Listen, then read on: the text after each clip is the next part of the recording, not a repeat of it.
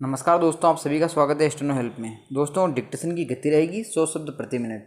दोस्तों, जिन भी स्टूडेंट्स का RMSB स्किल में क्वालिफाई कर लिया है जिन्होंने, उन सभी को स्टेनो हेल्प की ओर से बहुत बहुत बधाई हैं और आप सभी बधाई के पात्र हो।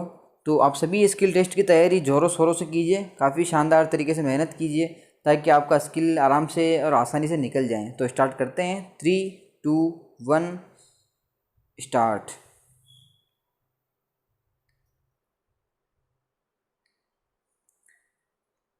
हत्या के मामले में सजा काट रहे पहलवान सुशील कुमार ने तिहाड़ जेल के अपने कमरे में एक टीवी सेट की मांग की है। सुरक्षा कारणों से उसे जेल की बैरक के बजाय एक अलग सेल में रखा गया है। इस सेल में टीवी सेट नहीं है। ऐसे में जेल में समय काटना उसे मुश्किल लग रहा है। नेल्सन मंडेला नियम 2015 के मुताबिक जेल में बंदियों को टीवी देखने की अनुमति दी जा सकती है। इसी तरह आदर्श जेल संहिता 2016 और दिल्ली जेल संहिता 2018 में भी जेल में टीवी देखने का प्रावधान किया गया है। असल में दुनिया भर में जेलों की बैरकों में आमतौर पर टीवी सेट देने का प्रावधान होता है ताकि बंदी बाहरी दुनिया से जुड़े रह सकें।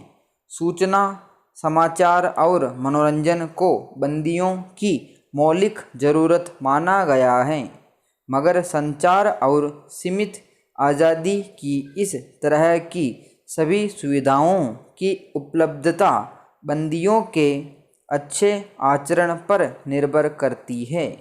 तमाम देशों की जेल नियमावली साफ तौर पर कहती है कि अगर बंदी का आचरण अनुशासनात्मक है और उसका व्यवहार जेल प्रशासन के लिए समस्या न हो तो उसे एक सीमित दायरे में ऐसी सुविधाएं दी जा सकती हैं जिनमें टीवी देखने की अनुमति भी शामिल है, लेकिन इस छूट को एक सुविधा के तौर पर माना जाएगा, न कि अधिकार के तौर पर। पैरा।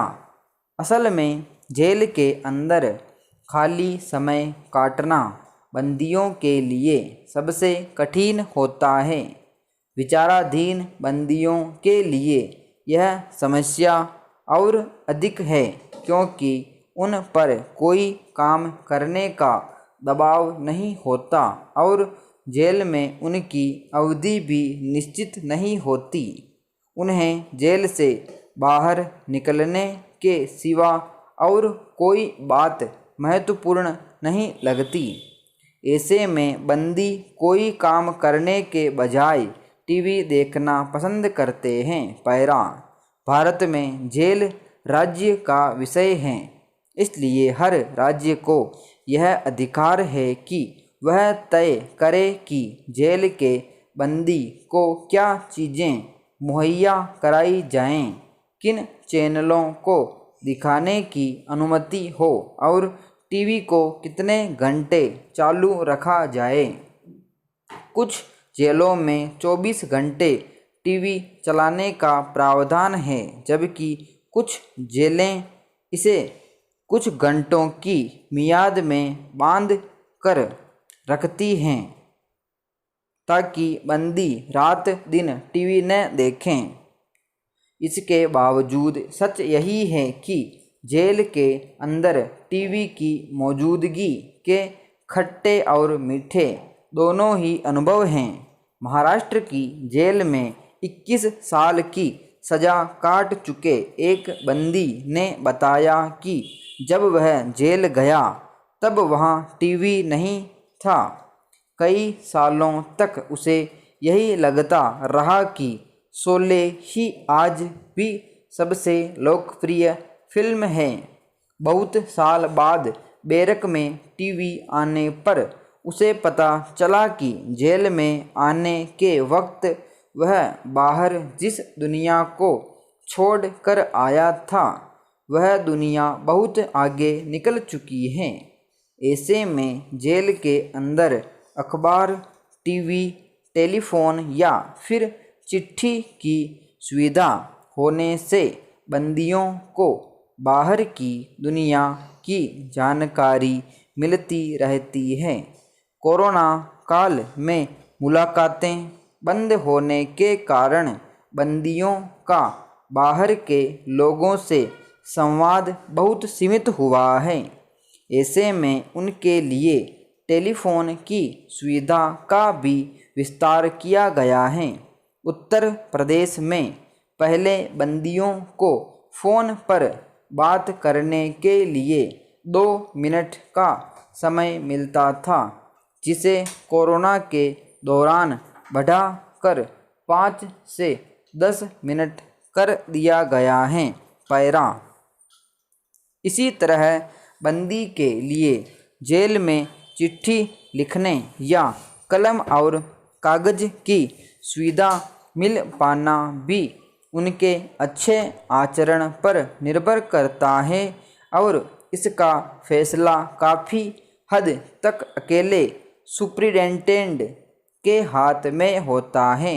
अच्छे आचरण की आड़ में कई बार भ्रष्ट तंत्र भी फल फूल जाता है। पैरा बहरहाल यह जेल प्रशासन पर है कि वह सुशील कुमार की मांग को किस नज़र से देखता है। अगर कानूनी और जेल सुधार के कोण से देखा जाए तो उसे टीवी उपलब्ध कराना जाना चाहिए, लेकिन यह ताज्जुब की बात है कि आज तक राज्य सरकारों ने इस बात पर विचार नहीं किया कि अनियंत्रित ढंग से टीवी देखना बंदियों के मानसिक और शारीरिक स्वास्थ्य के साथ कैसा खिलवाड़ हो सकता है। उत्तर प्रदेश की जेल में बंद एक महिला बंदी ने बताया था कि लगातार सोप ओपेरा देखने से उसका दिमाग एक काल्पनिक दुनिया में रहने लगा है। कई छोटे अपराधी टीवी कार्यक्रमों को देखकर ही अपराध करने के नए फार्मूले सीख लेते हैं। हालांकि जेलों में अपराध कार्यक्रमों को देखने की मनाही होती है, लेकिन कई टीवी धारावाहिक अपराध की जमीन से जोड़े रखने में सक्षम होते हैं। निर्माताओं को इस बात का इल्म नहीं होता कि उनके बनाए हथकंडेनुमा कई कार्यक्रम और संवाद समाज को कैसा नुकसान पहुंचा सकते हैं। सुविधाओं पर सही नियंत्रण न होना और विषय वस्तु पर पैनी नज़र की कमी जेल की पूरी अवधारणा को ध्वस्त कर सकती है। पैरा वैसे तो जेल का मतलब ही मनचाही आवाजाही और कई अधिकारों पर रोक या बंधन होता है। यह जगह अपराध की सज़ा काटने के तौर पर देखी जाती है, लेकिन कई बार जेल अधिकारी जेल को सिर्फ अनुशासन और बंदी संख्या तक सीमित कर डालते हैं। जेल आया व्यक्ति अपनी पहचान न खो दे और उसके पास अपने हुनर को निखारने या नए हुनर सीखने के विकल्प भी मौजूद हो, इस पर जेलों का ध्यान कम ही जाता है।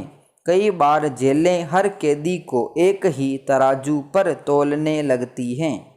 जेल आने से पहले हर व्यक्ति की अपनी कुछ क्षमताएं होती हैं, जिन्हें जेल के खाली समय में नया चेहरा दिखा दिया जा सकता है। लेकिन अक्सर जेलें इस समय को अवसर में बदलने के बजाय कैदियों को या तो पूरी तरह निठल्ला बना देती हैं या फिर उन्हें उन कामों में लगा देती हैं जिनका उनके स्वभाव और रुचि से कोई वास्ता नहीं होता। बाहर के लोग सोचते हैं कि जो जेल गया है वह बदलाव के साथ बाहर आएगा, लेकिन बदलाव का माहौल बनेगा और बंदी खुद भी बदलाव चाहेगा, तभी तो बदलाव आएगा। जेल के अंदर अपनी तरह की कई और जेलें होती हैं जिनकी तरफ आम लोगों का ध्यान नहीं जाता।